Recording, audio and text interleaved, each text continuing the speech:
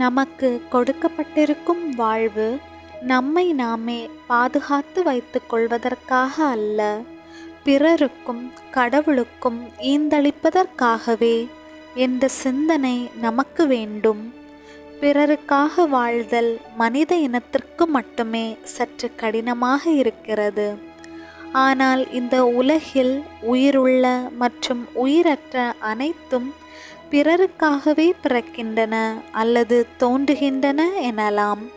பிறருக்காக பிறந்த நாம் மட்டுமே அனைத்தையும் நமக்காக சேர்த்து வைக்கிறோம் என்ற எண்ணத்தில் நிம்மதியின்றி அலைந்து திரிந்து கொண்டிருக்கின்றோம். இதற்கு மாறாக ஒரு நபர் தன் உயிரையும் உடைமையையும் பொருள்படுத்தாமல், எதையும் சேமிக்காமல் பிறருக்காகவும் இந்த சமூகத்திற்காகவும் உழைத்தார் என்றால், அவர் உடல் காலமாகினாலும் அவரது உயிர் காலாவதியாகாமல் மக்கள் மனதில் நின்று என்றும் வாழ்வர். உண்மையில் சொல்ல வேண்டுமென்றால் அவர் இழப்பதை வேறு வாழ்வில் பெற்றுக்கொள்கிறார் எனலாம்.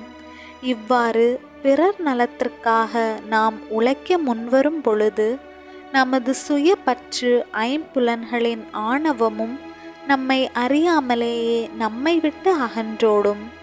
இவையெல்லாம் அனைவருக்கும் சாத்தியமா என்ற கேள்வி உடனடியாக வரும்.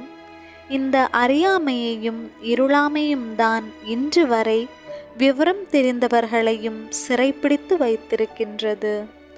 இக்காரணத்தினாலே இவ்வுலகில் நடக்கின்ற பல பிரச்சனைகளும் தீர்வுகள் கிடைக்காமலே கடந்து செல்கின்றன. இவை அனைத்திற்கும் நம் முன்னால் இருப்பது இயேசுவின் படிப்பினைகளும் மதிப்பீடுகளும் தான். அவரது முன்மாதிரியை பின்பற்றி இழப்பதில் பெறுகிறோம் என்பதில் நம்பிக்கை கொண்டு நம்மையே கொடுப்போம்.